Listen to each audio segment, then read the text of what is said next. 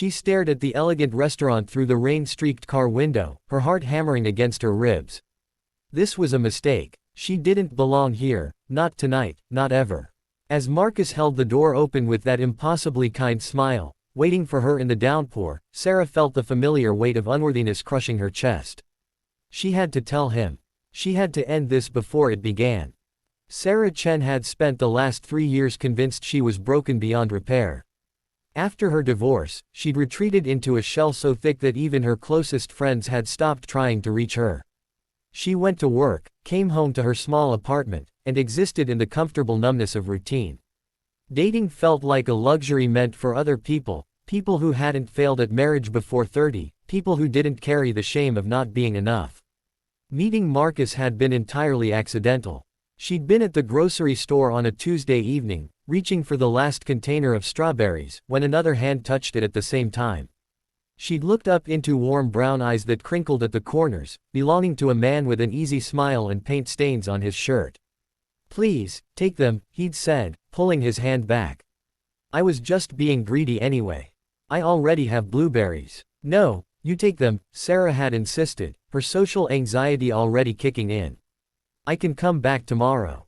They'd stood there in a ridiculous standoff until Marcus had laughed, a genuine, unpretentious sound that made something crack in Sarah's carefully constructed walls. "How about this?" he'd proposed, "we split them. I'll grab another container, we'll divide these, and we'll both win." It should have ended there. A pleasant moment with a stranger, nothing more. But Marcus had kept talking as they walked to the checkout, asking about her day with genuine interest, sharing a funny story about his nephew, making her laugh for the first time in months. Before she knew what was happening, she'd agreed to meet him for coffee. One coffee had turned into 2, then a walk in the park, then regular Wednesday evening phone calls that stretched for hours. Marcus was a high school art teacher with an infectious enthusiasm for life.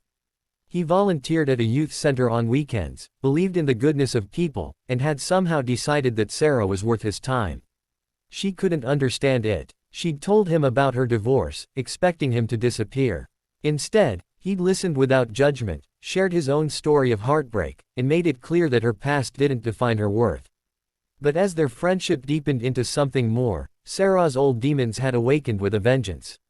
When Marcus asked her to dinner, a real date at Antonio's, the nicest Italian restaurant in town, she'd said yes in a moment of courage she immediately regretted. Now, sitting in his car outside the restaurant, watching couples in elegant clothes walk through the golden-lit entrance, reality came crashing down.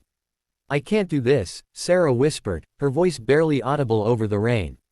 Marcus turned off the engine, concern flooding his features. "Are you okay? We can go somewhere else if you're not comfortable here." "No, you don't understand." Sarah felt tears burning her eyes. "I can't do any of this. This date is, Marcus, I don't deserve this." The words hung in the air between them.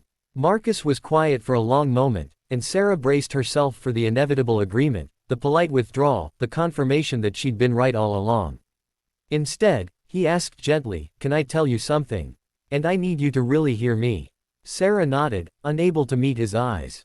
3 years ago, I was in a really dark place," Marcus began, his voice steady but soft. "My ex-fiancée left me 2 months before our wedding.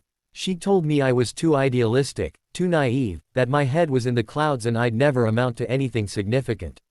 For a while, I believed her. I stopped painting. I stopped seeing my friends. I went through the motions at work, but inside, I felt worthless." Sarah looked up, shocked. She'd known Marcus had been through a breakup, but he'd never shared these details.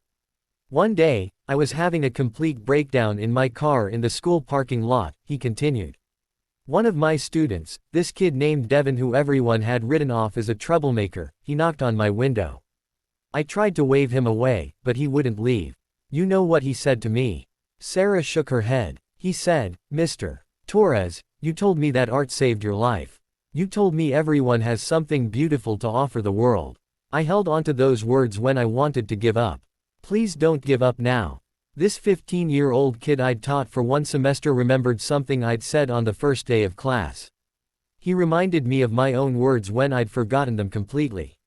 Marcus turned in his seat to face Sarah fully. "That moment changed everything for me. Not because it magically fixed my problems, but because it showed me that worth isn't something we earn or deserve based on our past. It's inherent. That kid didn't see my failures or my ex's judgment. He saw the person who'd shown up for him when he needed it. Marcus, I don't understand what you're saying, Sarah murmured, though she was beginning to. Sarah, you think you don't deserve this date, this chance at happiness, because of what happened in your marriage. But here's what shocks me every day, you don't see what I see. His voice grew more passionate. I see a woman who works at a nonprofit helping homeless families find housing, who stays late to make sure every family gets connected to resources. I see someone who listens to my ridiculous teaching stories with genuine interest, who remembers that my sister's surgery was on Thursday and texts to ask how it went. I see a person who's been hurt but still chooses kindness, who's been broken but is brave enough to keep trying. Tears were streaming down Sarah's face now. But I failed at the most important thing. No, Marcus interrupted, his voice firm but tender. Your marriage failed. Relationships fail. That doesn't mean you failed as a human being. And even if you had failed at something, so what? Failure doesn't erase worth. I'm not here with you because you've earned this or deserve it by some cosmic calculation. I'm here because when I'm with you, I remember who I am. You make me want to be better while accepting me exactly as I am. That's not about deserving, that's about connection, about two imperfect people choosing to see the light in each other. Sarah couldn't speak. Something was shifting inside her, like ice breaking up after a long winter. Marcus reached over and gently took her hand. You don't have to believe me right now. But I'm asking you to trust me. Come inside, have dinner with me, and let's just be two people sharing a meal. No pressure, no expectations. And if at any point you want to leave, we leave. But please, Sarah, don't run from this because you think you're not enough. You are more than enough. You always have been. Through her tears, Sarah saw the truth in his eyes. This wasn't pity or charity. This was a man who had found his own way through darkness and was simply offering his hand to walk beside her. He wasn't asking her to be perfect or to have it all figured out. He was just asking her to show up. Okay, she whispered. Okay. Marcus's face broke into that beautiful smile she'd grown to love. Yeah. Sarah wiped her tears, feeling something unfamiliar blooming in her chest. Hope. But if they have tiramisu, I'm ordering too. He laughed, that same wonderful sound from the grocery store that had started everything. Deal. As they ran through the rain toward the restaurant, Sarah realized that healing wasn't about deserving happiness. It was about choosing to accept it when it was offered, to believe that her story wasn't over, that past chapters didn't determine the ending. Marcus had shown her that humanity's greatest power isn't perfection, it's the courage to be vulnerable, the grace to offer compassion, and the wisdom to recognize that everyone, including ourselves, deserves love not because they've earned it, but simply because they exist. Inside Antonio's, surrounded by candlelight and the murmur of conversation, Sarah finally let herself believe it might be true.